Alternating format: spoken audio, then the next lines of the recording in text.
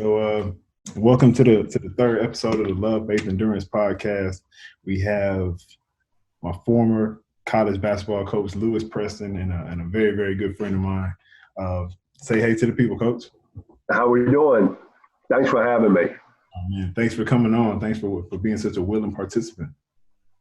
No, it's the least I could do. I think before we even get started, I want to thank you for sending me your book after my mother passed away. Those poems have helped me get through some difficult times over the course of the past several months. So I really do appreciate that. And I think, if mine serves me correctly, you're the first student or former student athlete of mine that's written a book.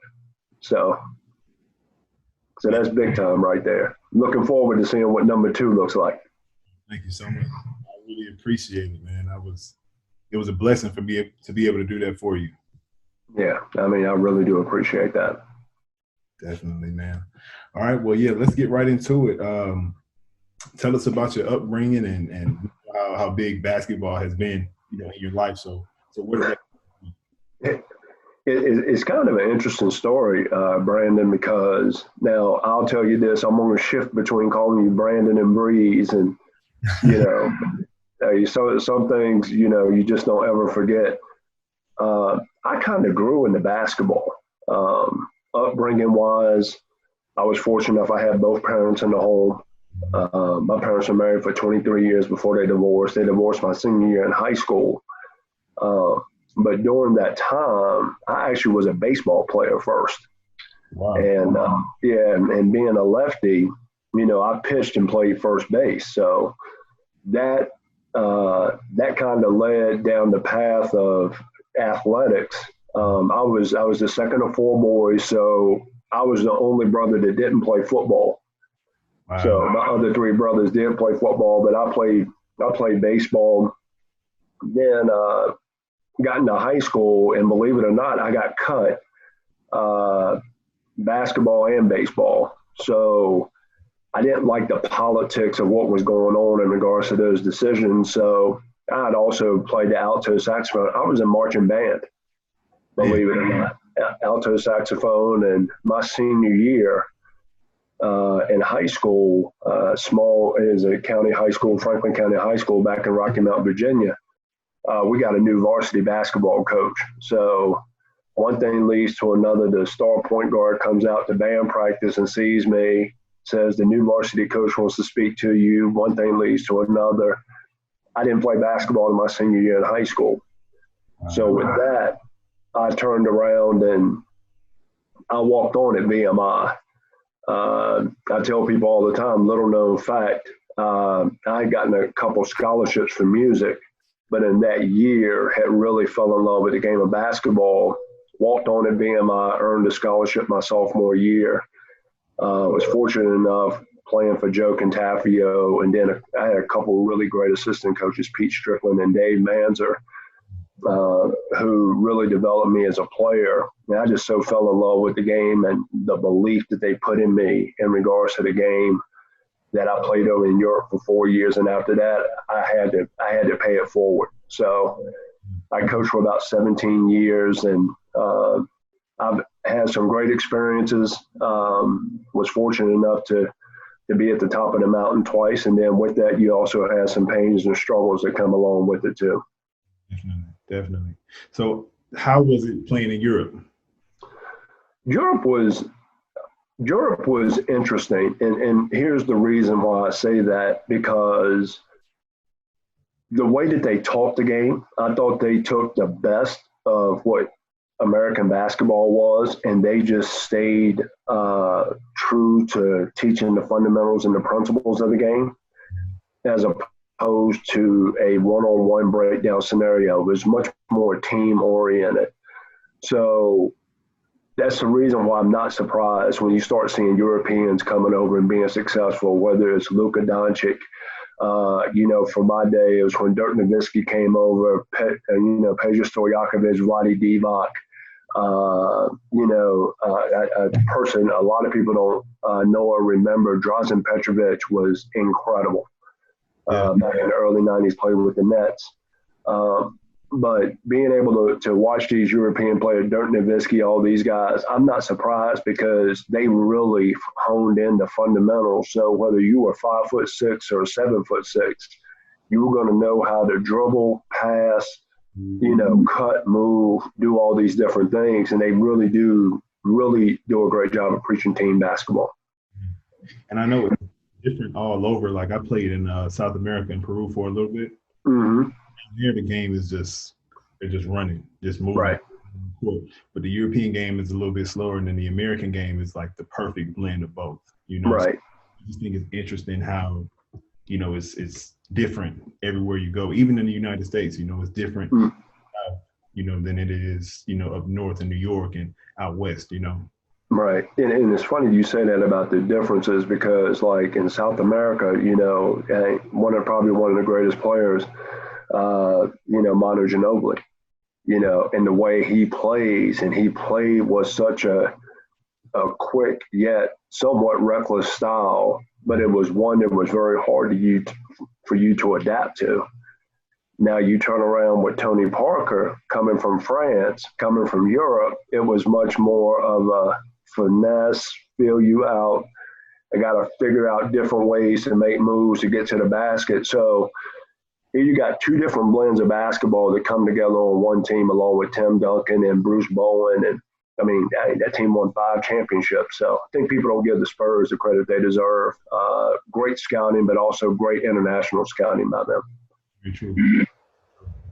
So I know you coached a lot of big time players, Corey Brewer, Joakim Noah, Al Horford and you guys won 2 national championships, and then you Penn State from there, right? Mm-hmm. Yeah. Was there. And how was it at Penn State? How was it different at Penn State than? I'll go back a little bit before then. So my first coaching job was at a small Division I, Coastal Carolina, right outside of Myrtle Beach. I was there with 2 years with he was my college assistant coach, and I give him credit for making me the player that I was, a gentleman by the name of Pete Strickland.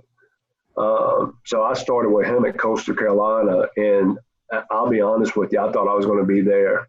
I didn't even think about anything else outside of Coastal Carolina. My wife now at the time, we were living together, and we had just gotten engaged and everything. And one thing led to another. I get a call from Mike Bray, at that time, who was the head coach of Notre Dame, and we meet for 20 minutes at the BWI Marriott. One thing leads to another, and I go from the assistant at Coastal Carolina to become the assistant at Notre Dame, and I was there for 6 years. And then Anthony Grant, who a lot of people know this year for being the National Coach of the Year at University of Dayton, Anthony Grant got the head coaching job at VCU, and I was fortunate enough to interview and ended up there at the University of Florida. So I was actually there for the second national championship, replacing Anthony Grant. And then after being there for a couple of years, I went to Penn State with Ed DeChellis, and I was there for 3 years. And our first year there, we were able to win the NIT championship. So, going back to your original question, what was the difference? When I got to Florida, it was already built. Right. It was 3 lottery picks that came back. So what I learned that year was the pressure of success. Okay. And from the standpoint of when you have 3 guys that leave anywhere from $21 to $30 million on the table to come back to college, if you don't win the championship again, it's looked at as failure. And I don't think I've ever been around a team at that point in time that had embodied, we always talk about as coaches, a player-led locker room has a chance to be a championship locker room. And I thought they did a phenomenal job of that. But it was also different personalities on that team that all blended together to create that championship, team, which is, it's the last team to go back-to-back. National championship wise. It was the first team since the 91-92 Duke team. And the thing that I always talk to people about, I think what made that team unique, they really did love each other. I don't think people do enough if you go back and look at that team and watch how they played, they loved each other. And they loved each other on the court and they loved each other off the court. With me saying the word love, you know, anytime when you're a family and you talk about love, there's going to be friction. So they were able to navigate through that and everything. But to kind of go back to what your book, you know, Love, Faith, Endurance, they loved each other. They were able to endure the struggle and the success, but they had an incredible amount of faith in each other. Now, I turn around and go to Penn State. Here's a team that's never won a championship of any kind. So that team was good. They didn't understand everything that was needed to take that next step. So I think coming into there, I was able to help them with my prior experience at Florida. But, you know, Jamel Cornley, a lot of people don't, he might be one of the best undersized post players I ever had a chance to coach. Reminded me a lot of Charles Barkley in the way that he played. You know, he had Danny Morrissey, who was another fifth-year senior. And we had two really small guards, Stanley Pringle and Taylor Battle, that were phenomenal in transition. Both of them could shoot the ball, but both of them were quick on quick. And, I mean, you know, we had Drew Jones, David Jackson. So we had a bunch of different pieces there that were ready. And that team still to this day, if numbers speak correctly, or is still the team with the most wins ever in the history of Penn State at 27. So it's really incredible to have been a part of winning 2 national championships on each side within a 3-year span. Big man. Going back to what you said about how the team actually loved each other on and off the court. Mm-hmm. All the Smoke podcast with Steven Jackson and Matt Barnes a lot. Right. And they always talk about that We Believe team with the Warriors. Right. And how they just gelled, you know, on the court, off the court, and how they would talk about chemistry a lot, you know. Right. You know, that's what a lot of teams, good teams have. You know, it's not just on the court, but they see each other as a family. Mm-hmm. And I think, you know, as a coach, that is what everybody strives for. You want that team that gels on the floor and off the floor. You know, I've always said great teams travel in packs. Yeah. And what I mean by that is 4, 5, 6 of you, or you're all going together. So if something happens at the club, or something happens somewhere here, there, you know, you all get out together. Like, you know, I am my brother's keeper. Nice. So you kind of see that. And I think one of the things that's really interesting now is when I start looking at, you know, you talked about the Warriors, you know, you talk about the Spurs. I think it's very interesting with starting on Sunday with this documentary talking about Jordan. It's going to be very interesting because I don't think people really understand how fiercely competitive he was. You know, I think it's going to give a whole new level of respect in being able to be that talented, but understand, got to bring the team along for us to be successful. Not me or I. It had to be we or us in order to do that. You know, I think one of the players of my day, and it, you know, parallels both of us. I think the one who did it with a team and then did it his way was Kobe Bryant. You know, God bless his soul. And it's not too many people who could, I mean, he won 5 championships, 3 in a row, then he comes back and wins back to back. And you kind of look at, if he and Shaq would have stayed together and got along, I mean, who knows how many more championships? Because they broke up at the height of it, you know, and it was broken up. And, you know, that's an interesting thing. Another thing about this documentary coming up is Jordan, they never lost outright. You know, so, you know, you could say for years and years, like, you didn't lose outright and pass the guard. It was basically broken up for you, you know. So it's just interesting to see that now. And it's something that today you don't see nearly as much. Golden State over the course of the last 5 or 6 years. I'm curious to see who's going to be that next great potential dynasty. Yeah. Can it be the Lakers with Anthony Davis and LeBron? Can it be the Clippers? It'll be interesting to see. I mean, it might be Milwaukee for all we know. Maybe. Giannis got to get a 3-point shot, but can't forget the Celtics either. They're I can't forget the Celtics. Yeah. I knew you were going through those Celtics on me. I knew you were going through those Celtics out there. My Hawks, we still got a lot of work to do, but we're gonna be there. You know what's interesting about the Hawks? I was just talking to somebody about this the other day. They have 2 of the best young players in John Collins and Trae Young. If they can put a couple more pieces around it, it'd be interesting to kind of see how that develops overall. So, Cam Reddish is still understanding, learning the game. I got to give Kevin Huerter, I got to give him credit. I didn't know too much about him coming out of college, but he's been able to stand the test of time, and he's gotten better. That's one of the things I give the Hawks credit for. If you watch those players from the time they've come in up to this point, they've all gotten better. So that's huge for player development when you talk about player development. I even think, what's my guy's name? Number 12 from Virginia. Oh, DeAndre Hunter.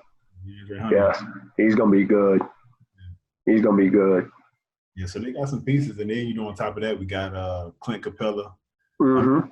He's blocking shots, rebounding, doing everything down there. So I like the direction that they're headed in. Right. If they can keep Clint Capella, I think Clint Capella and John Collins can work very well together because John doesn't have to take the wear and tear down in the post, and he's got that person behind him that he can trust or where he can gamble a little bit more defensively. Right, exactly. And he's a true big, too. Clint Capella wants to block shots, be on the perimeter. He knows what he needs to do to be successful. Right. I agree. So going from Penn State, you get the head coaching job at Kennesaw State. That's where we how was it coming from, all these places where you were winning to a place where really always a conversation? I'll tell any young coach this or anybody who's getting their first head coaching job. And I tell people I can write a great book on the mistakes I made as a first-time head coach. First of all, I devalued winning. I thought winning was easy. Winning is hard. Winning consistently is even harder. I think that's one of the things that we don't talk about enough in regards to the game. Winning is hard because this is the thing. I don't care if you're 30-3, there's 3 guys on the bench that aren't happy, even if you're winning 30 games. Now, the one thing about winning is you get to sweep that under the rug and you got to deal with it. But when it's the opposite, everything comes, to the forefront. So, one of the things, I thought winning was easy, devalued it to a certain extent. You had ego in regards to it. One of my biggest thing, ego-wise, I thought I could save everybody. And one of the things that I've learned, you can only save those who want to save themselves. So you can lead a horse to water, but you can't make them drink. Another thing that I also would definitely tell young coaches to be aware of, and there's a lot of first-time head coaches here in Division I, Division II, Division III. You got to meet your team where the team is at, and you got to work together to build that together. I think those were some of the mistakes that I made.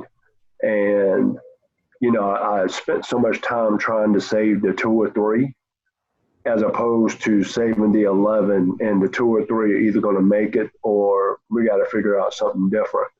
So, and I talk to people a lot about that now. Now, it took me a few years to get to that point, and I think the only way you can heal from something is you have to take responsibility for it. I think about Breeze. I think about you. I think about Aaron. I think about Aaron Anderson, Delbert. Yanel, all you guys. I thought you guys gave it everything you had.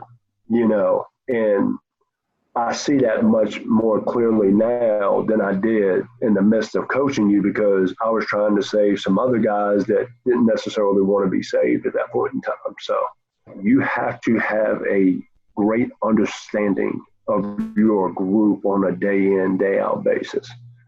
Another thing that I would tell coaches, when I was an assistant coach, I was the problem solver. Like, you know, if you were having a problem academically, if there was an issue with the girlfriend, something, I could solve those problems, you know, because I had those type of relationships. Once I became a head coach, it was something about that head coach title and the dividing line in the office. You weren't as comfortable coming in there because it's like, well, he's going to make the decision on my playing time, you know. And I actually had a couple players tell me that, and I just kind of looked at it like you were crazy at first, but it's now being out of it and seeing, yeah. And that goes back to, you got to build those relationships, and they got to be authentic. They have to be genuine. It has to be an interactive relationship. It can't be a coach talking to a player. It has to be a coach player. Yeah. You know, and that coach player relationship can be very, very powerful. You know, I think that's one of the things the Warriors, I don't think Steph Curry gets enough credit for that. You know, Steph Curry knows it's his team. He never plays it off like it's his team. You know, and so laid back, you know, when he's giving this guy the credit, you know, he's not going to say he's not a verbal leader, but he's more so, he's all about the team. It's not about his image or his ego. And it's humility. I was just reading, I read a book about 3 months ago. It's called Timeless by a guy by the name of Brian K. Dodd, who writes books on leadership and faith. Okay. And it talks about it talks about the, you know, the practices of 12 apex leaders, right? The number one thing is humility. I think I saw you about that on Instagram. Yeah. And that's another thing that I'm big into now is leadership. And we're seeing it right now in an unprecedented time globally. You're seeing good leadership on a day in, day out basis, and you're seeing bad leadership. And I think one of the things as a society, as a nation, we will now have an opportunity to really communicate understanding great leadership versus not so great leadership, and how you want to lead your people moving forward. That's the truth. You said something that was interesting. You said taking responsibility, you know, for everything that goes on. I know for me, that was one of the biggest things that I did 2014 after I left Kennesaw that year, and they ended up coming back. But during that year when I was gone, I was at Columbus State. You know, just blaming a lot of people for, you know, everything that was going on, not really taking responsibility. And I remember it had to be closer towards the summertime, and I just sat down one day, and this guy just started telling me, hey, you know, you're in this situation because of Brandon Dawson, you know, not, you know, coaches, not because of, you know, teammates or whatever it is, it's because of you. And man up and just take responsibility for it. And once you do that, I think you start to heal, like you said, and life starts to change. You start seeing things in a different way. Right. You know, for me, taking responsibility was the only way I could start talking to all of you guys again after everything that happened, you know. And I think as Black men, we've been portrayed in a certain way when it comes to not taking responsibility. I have 2 teenage daughters, 17 and 15 now. Time flies. You see the 15, I remember when they were just. I know, they're not babies anymore. Yeah. Crazy. But if you can't show them how to take responsibility, right, and you can't lead in the sense of taking responsibility, then how do you expect them to be able to take responsibility. And both of my daughters play sports. They both play tennis. And I think what's very interesting is you have to be self-motivated. You know, got to be self-motivated to get up every day. Like, what is your purpose for getting up every day? Because there's somebody out here that needs all of us on a day in and day out basis, whether we like it or we don't like it. And, you know, going back to part of my upbringing, you know, my dad was a crane operator and a janitor. Okay. And my dad was a heck of a crane operator, and he was a daggone good janitor. So the book Leave for God's Sakes by Ty Gongwer, when they talk about Joe the janitor, it really reminds me of my dad in regards to, because he just wasn't a janitor. My dad was he was a psychologist, you know, he was a coach. People just, I don't know what it was. People would just come up and just start talking to him. He had a great disposition about himself. And it's funny because I could tell all you guys this now. If I ever wanted to know anything about you guys, I would ask Miss Kathy, who was the custodian at Kennesaw, or I'd ask Mike Young, the trainer. For some reason, you guys just say everything in front of the custodians and the trainers. So it was always, and I look back on that now, because when you start talking about, you know, the responsibility and moving ahead and being the leaders that we want to be, you know, you got to go back. You can let the failure define you, or you can let it refine you. Exactly. And, you know, and I think for both of us, once we accept the responsibility, that's when the refinement occurred. I don't think you would have written your book if you hadn't gone to Columbus State. No, I wouldn't have. Yeah. It was a place of Columbus was a place of quietness for me. You know, I could get away from all the distractions because at college, man, I don't know what it was, but I wasn't as focused as I was in high school, wasn't doing a lot of the things that had made me successful. And I was just super distracted. You know, I was focused on, you know, everything else. You know, for so long, basketball, school, it was easy. And now I'm thinking, okay, well, you know, it's still going to just be easy. But the higher you go, no matter what it is, the more work you got to put in. And I didn't realize that. You know, I'm thinking it's just going to be easy, you know, to slip in, and for long I had to make a move, you know. So, you know, once, you know, I came back and I was able to really focus, you know, I was able to handle my business and do what I need to do. But yeah, you got to go. You know, you got to go through something. And that's one of the main reasons I wanted to have you on here today, because, you know, you've gone through something that would break a lot of people. You know, you made it to your dream, and then you just went out there, and a lot of people don't really, you know. Right. And here's another thing that I would caution people on. You know, I was so wrapped up in the outcome and the results that I tell people now, I said, focus on the process. Right. And focusing on the process, like one of the things that I always go back, like if you look at my record, you know, what is it, like 12-80? I have no problem saying it now. You know, that is not a great record. But I actually had to have different people tell me, Lewis, you helped change a culture. You know, you had, you know, young men that went from not going to class to going to class, to where professors started to have a different level of respect. You know, young men that graduated from school as opposed to just being used up for their talent.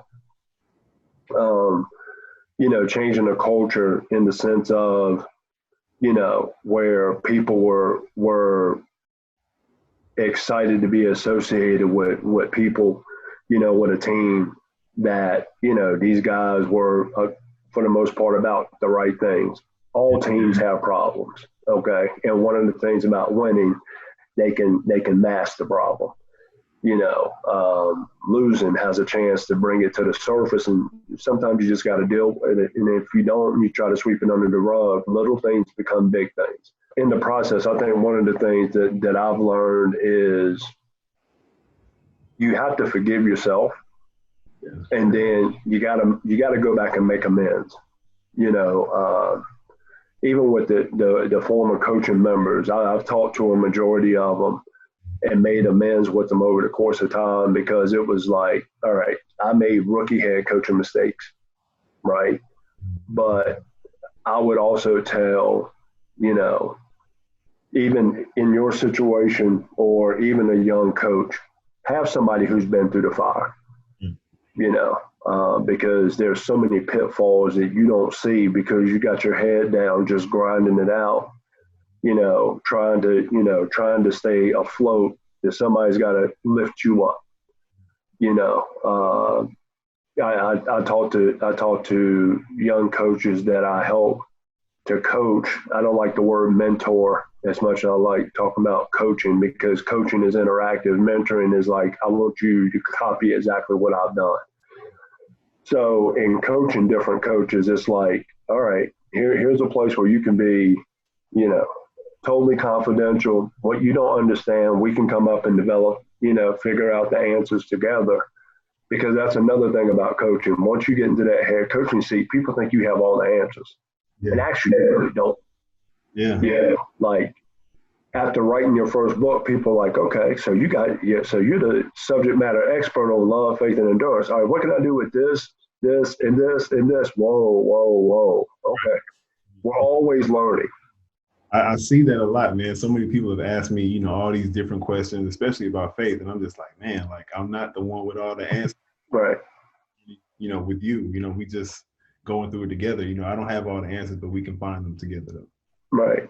And I'll go back, and I think probably the most powerful part of your book and reading your book when I did was the endurance part, because, my mother, I had an extremely close relationship with my mom. The love and faith part was it's the endurance, and we all know this song, he didn't endure, shall be saved. For the race is not given to the swift, neither is it given to the strong, but to him that who endureth until the end. So, there's just something you have to endure. We all have seasons in life. Was just talking to a group of kids this past Friday with a nonprofit called Optimized Division. And I told them, some people come into your life for a reason, some come in for a season, and some come in for a lifetime. But you are the person who makes the determination, is it a reason, a season, or a lifetime? And I think another thing is, as we start to get older, I think we need to always reevaluate the people that we have in our life. They always say you are the sum of the top 5 people that you hang around, and as I've gotten out of coaching, I've been out of coaching now for over 6 years. My circle's different. Yeah. My circle's completely different. And I'm very happy with the circle that I have, because they don't know me for the Lewis, the 2 championships and all that. They know me as, Lewis, the businessman, coaching was a part of it. It wasn't who I am. It's what I did, And that's another thing I would tell people. Don't let your job or your position define you. There's a lot of people out here right now, and I mean, in this climate right now, a lot of people are having those positions taken away now. How are you going to bounce back? How are you going to pick yourself back up? I think one of the things about us as athletes, and now being former athletes, you probably, better still on the basketball court than I am. Like, I'll go watch it. I'm not getting out there and playing. I always tell people I'm one bad move from a torn ACL or a ruptured Achilles. So, but with that, I talk to people about when they see these different people that they're associating with, what are they pouring positively into your life? Because we all need to have people that are going to tell us the truth, even when we don't want to hear the truth. Then you got to have some people that, as they're telling you the truth, they got to help to build you back up, you know. And I always tell people, I don't want somebody to walk in front of me or behind me. Let's walk through this together. You know, let's lock on and walk together. One of my good friends, he's an attorney here in Atlanta. Uh-huh. When I told him that I was leaving basketball, you know, a couple of years back, he said, he didn't say, okay, well, why? I think it's a bad move. He said, okay, well, you know, hoops was just a part of your journey. Mm-hmm. So much more. And I think somebody that really helped us with that was Kobe. You know, yeah. He walked away from basketball and then he just took off in industry and the whole Mamba Sports Academy and everything. So, you know, he didn't let basketball define him as who he was. You know, is right. People are losing their jobs and they take their identity in their positions and the things that they have, but it's so much deeper than that. Right. Yeah. Here's something that I find interesting with that, Brandon. You talk about the identity piece, right? Because, you know, what Kobe's made us realize is he had sectioned off or compartmentalized his life. He gave everything to basketball. But when he really said, Mama out, and he put the mic down, he was really done. Yeah. You know, and he has shifted to the other side. And that he did something that 90% of the athletes have a very hard time doing. Shifting to life after basketball. Like, there was no second act for him in basketball. He's like, I gave it all the first act. So for him to go from that to winning an Academy Award to creating, the Mamba Cat. I tell people this all the time. The true tragedy of his untimely death, along with his daughter, Kobe Bryant was probably going to be the biggest voice for women's sports. Right. You know, and the fact, and it just wasn't because he was coaching his daughter. He was going to women's college basketball games, WNBA games, everything. Like, he was all in regards to that. And I would actually challenge, because I'm the father with two daughters, I would challenge dads with daughters, like, to figure out how to be more involved with what they're doing in sports. Because here's an interesting statistic. 90+% of all women in C-suites, right, played sports. Yeah. So when you sit there and you think about that, that's a powerful number right there. Because the same way you play sports, the same way I play sports, my daughters, it helps to teach organization, discipline, teamwork, time management, how to handle adversity, how to be yourself motivated. Like, I don't need a micromanager looking over my shoulder. It's like, all right, these are the tasks I need to get done today. I'm going to go get them done. As opposed to, somebody got to hold my hand through this process here for the next 6 months. That's why corporations look for student athletes after you graduate out of college or when you're done playing, because they know you have all those different attributes and you just ready to go do it in a different arena. Exactly. It's so funny. I know coming up, when I was really first starting to get into basketball, and even in high school, my dad would have us watch the WNBA or women's college games. And I didn't understand why. And he would say, just look at the fundamentals. Right. He wouldn't let us watch, or he would not let us watch, but he would say, hey, watch how this girl plays, watch how she moves, how she does this, how she does that. And you pick up so much, just from watching them, because they play the right way. Right. And I think Kobe was really advocating, just playing the game the right way and not trying to be somebody on the court who you weren't, Right. I walk in the gyms all the time and I see, little kids shooting from half court, and I'm just like, come on, man, that's not what you need to be doing right now, Right. But kids have a tendency to mimic what they see, and that's another thing. Like, people see Steph Curry and see all the stuff he does with the shots and everything. They don't see the hours upon hours upon hours that he puts in the gym doing that same move thousands of times. What we see is the finished product. We don't see the process that goes to the finished product. So, and I think if more people would show that, I think it would change the game. This is another thing that's interesting about this time right now. You're really going to find out the young men and young women that are truly passionate about their sport, because you have to be self-motivated more than ever, because you're not, hey, Brandon, you're meeting with me down in the auxiliary gym at 2:45, 4:15, 5 o'clock today, and we got an individual from 5 to 5:45, and we're going hard. You don't have that right now. So what are you doing? And this is where you'll find out that 3 to 5% that differentiates themselves from the other 95%. So true. Mm-hmm. So tell us about what you currently have going on.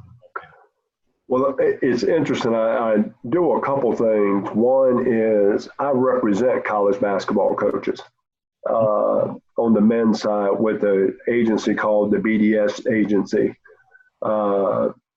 Brian Stanchek started this. I was actually a client of his when I was in coaching. And about 2 years ago, he was like, Lewis, you've done it all. You've seen it all. Why not pour into the next wave? And we went back and forth for about 2 or 3 months, and then I agreed to do it.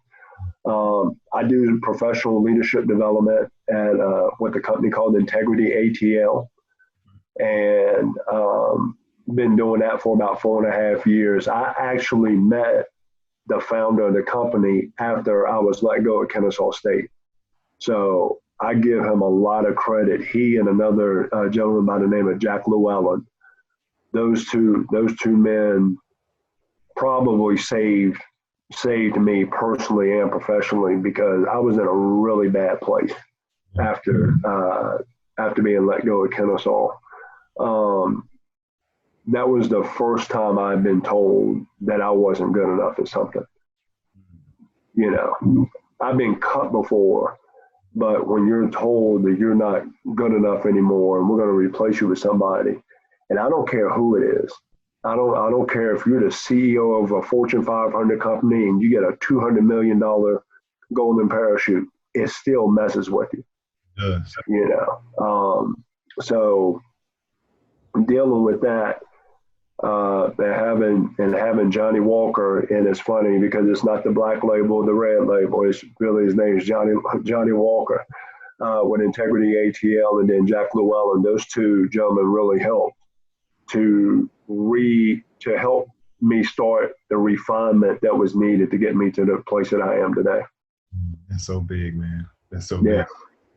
Like you were just talking about when you're told that you're not good enough at something. Message with you. I remember my first pro team I was with a team that was up in the PBL up in Rhode Island. Right.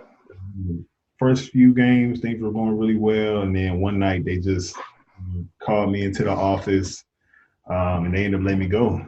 And I was shocked. I'm just like, man, I've been playing well, I was just so shocked, and it made me think, man, am I not good enough for this? So am I wasting my time? But I came back and got with a trainer who had actually just got with the agency that I was with before I left to go play. Right. He just instilled a lot of confidence in me, and once you are adequately prepared, there's nothing that you can't do. You step on the court, you step in business meetings, whatever it is, whatever your arena is, and like, I got this. This is nothing. Right. One of the things I would definitely want to pass on here today I think the four most powerful words you can ever say to somebody, I believe in you. Mm. Yeah. And athletes need to hear it. Presidents need to hear it, right? Because it is a validation that somebody sees something in you greater than what you see in yourself. And for me, Pete Strickland was the person that helped me along the way with that. Lewis, I believe in you, and you have an opportunity to be a really good basketball player. You got to put the work in. Once he said, I believe in you, I didn't care how hard the work was. You know, it was like, I got to make sure that he continues to believe in me, you know, because here's one thing. You can't fake those four words. No. You can't fake them. Okay. And here's the thing about the youth today. They can sniff it out. Mm. You know, you guys can sniff it out. I keep telling people what's great about 18 to 24-year-olds, you're so resilient. Mm. You know, and that was one of the things, like you can smell belief positively, and you can tell when it reeks and it's not authentic.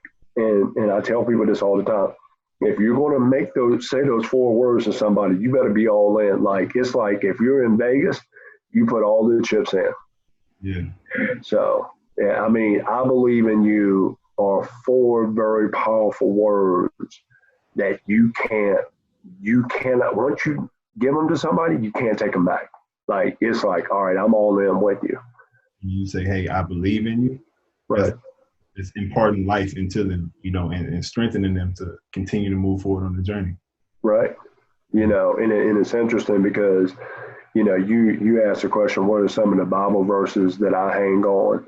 My biggest one is Philippians 4:13. I can do all things through Christ who strengthens me. Oh, yeah. You know, I've always hung on to that. Another one that's very powerful to me is the 23rd Psalms. Yeah. And the reason why it's so powerful to me was the last thing I read to my father before he passed away.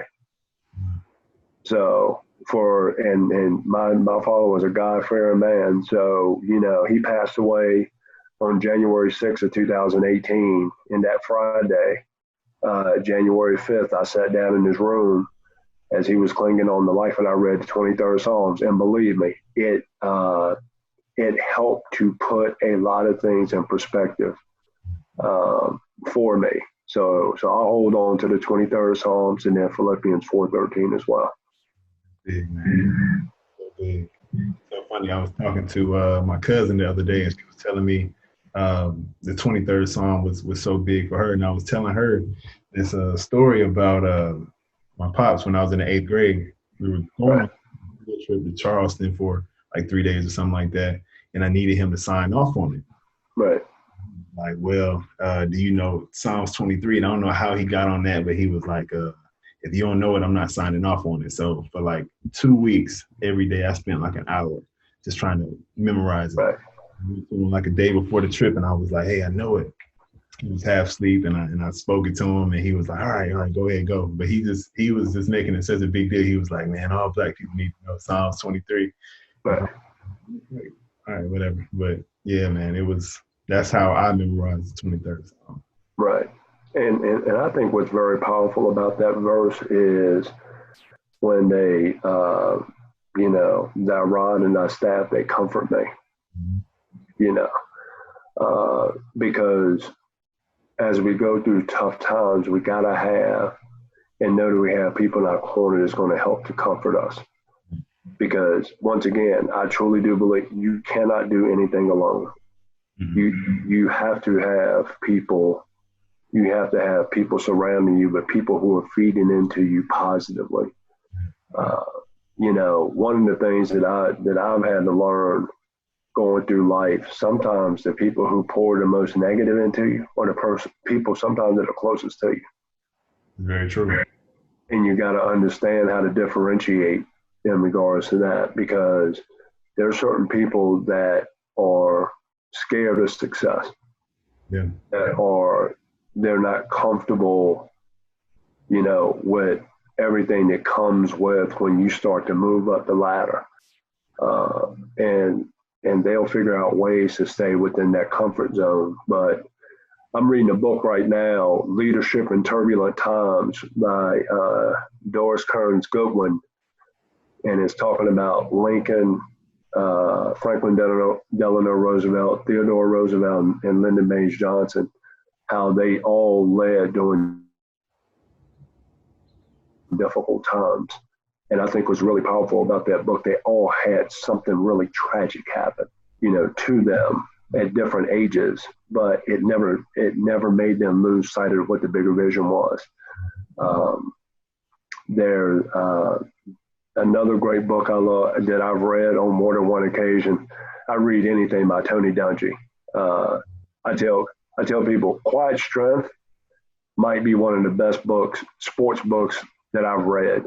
I mean, for him to talk so eloquently and authentically about how he handled himself as a head coach in the NFL, being a God-fearing man, talking about faith, talking about, the Bible to his team, at a level to where you hear more guys, cussing guys out. His was not a transactional relationship. His was a transformational relationship. He just knew, look, this is what I'm doing, you're doing, and this is what I'm going to do. Right. And it's interesting now that we're coming on the other side of Easter, to think about, one of the things I really thought about probably this year more than any other was all the things that Jesus knew that was going to happen to him before it happened. Yeah. But to still have to endure it, right? Because he loved his Father that much, and he had faith that this is what needed to be done, to take care of the sins of the world. Just to go back and think about that, to be born, raised, become an adult, to be crucified, and then return. Yeah. It's really powerful when you think about it. I'm not the most religious person in the world. Once again, that's a journey unto itself for me as well. But when you think about that, and like for instance, for him to tell Peter, "You're going to deny me 3 times,"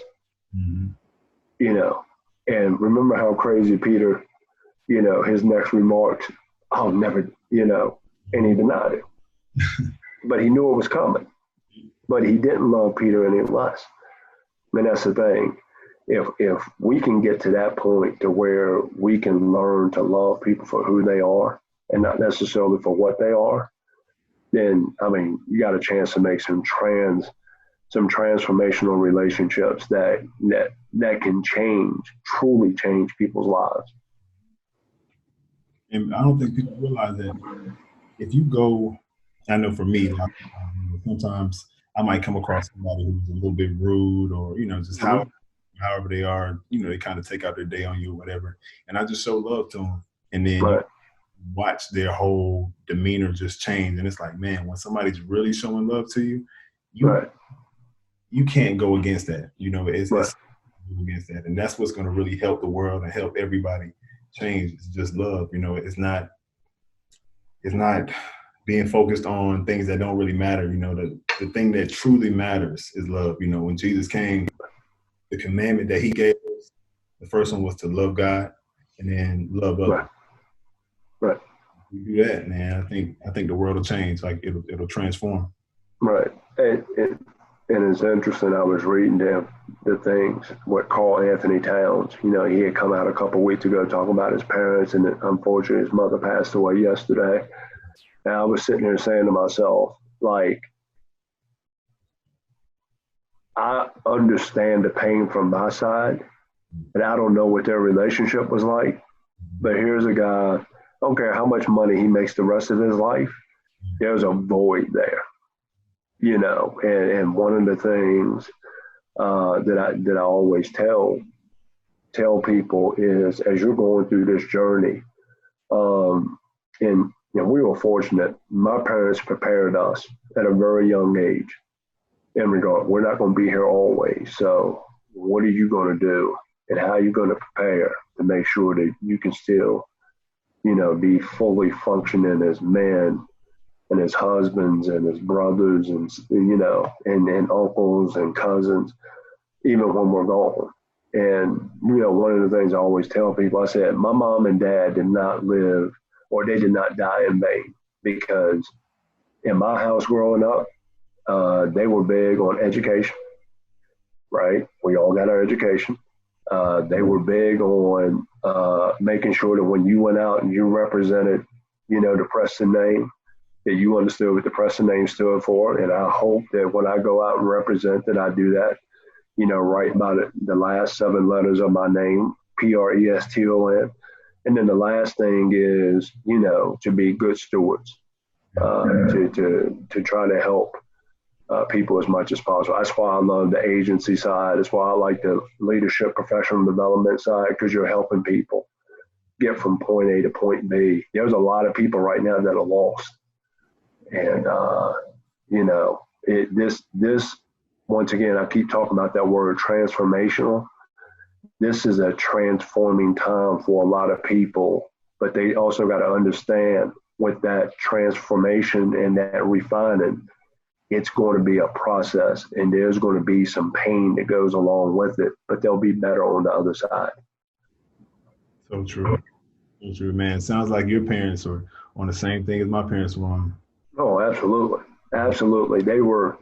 And the thing about that was, I don't know about your parents, mine was very protective. We didn't spend the night in a lot of people's houses, or if there were big gatherings, people came to our house, and it was just one of those, it was just the way that my parents were raised.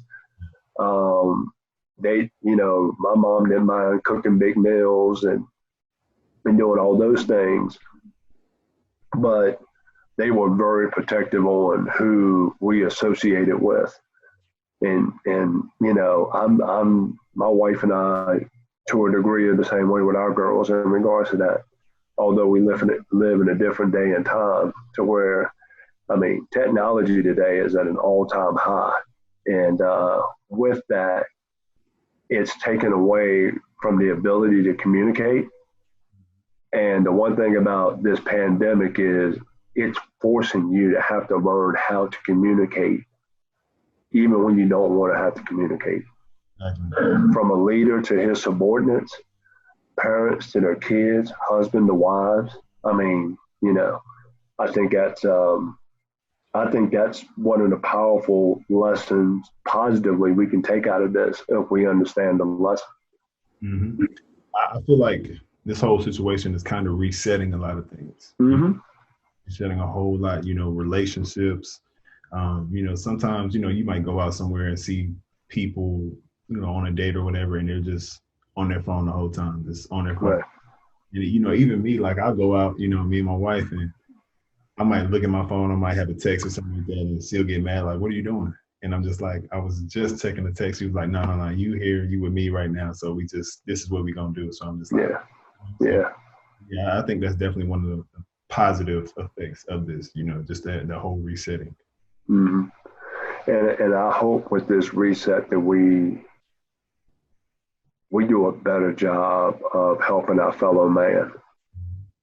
And there are a lot of people, and sometimes you can help them by just stopping what you're doing and just listen.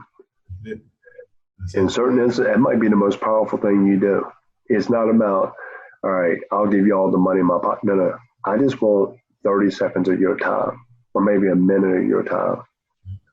And that could be the difference between somebody having hope, right, versus losing hope. So true. Yeah. Man, Coach, well, we appreciate you coming through, man, or not coming through, but, joining me on this. Yeah. I really appreciate it.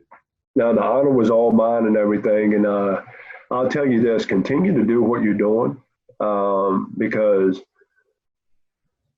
people have no idea the power of words And you spoke it earlier in this podcast, the power of your words, the power of your journey.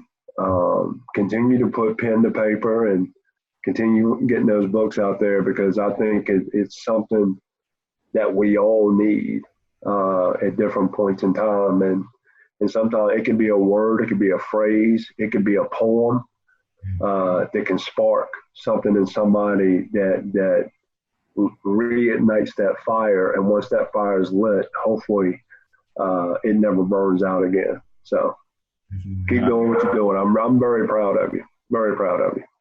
Thank you so much. Appreciate that. Good. And if you ever want me on again, I'll be more than happy to come on. So I'm looking forward to see where you take the Love, Faith, and Endurance podcast. Thank you. Big things ahead. Man, thank you so much. Before we sign off, let everybody know where they can find you. You know what? You can find me on Twitter and on Instagram at Coach Lew, and that's Lew Preston, Preston. You can also follow me at www.integrityatl.com. And then from the sports agency side, you can follow us at www.theb, and that's B as in boy, D as in dog, S as in Sam, agency.com. So I got my hands full, as you can tell. Yeah, man. Sure. All right, Coach. Well, once again, man, I really appreciate it. I love you. Hey, same here, man. I love you too. And hey, once again, continue success with the marriage and with everything that you're doing with your career. And look forward to seeing you face to face again soon. Definitely. All right. You have a good one. All right. You take it easy. All right. Take care.